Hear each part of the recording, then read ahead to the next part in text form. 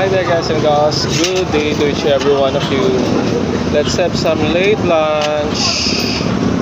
As usual, I bring my own rice. You can do this also guys. If you are working or going somewhere, cook your own rice for you to save money.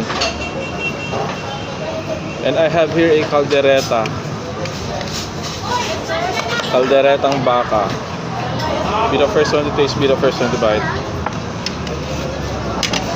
See that?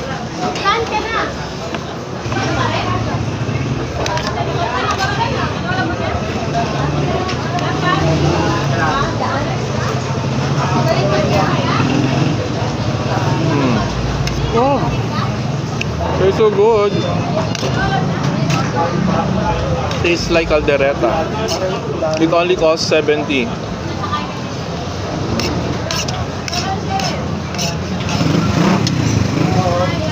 If you're gonna buy this in any famous restaurants,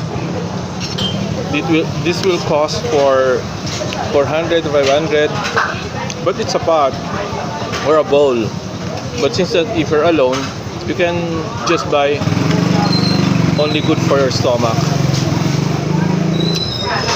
for your one consumption only.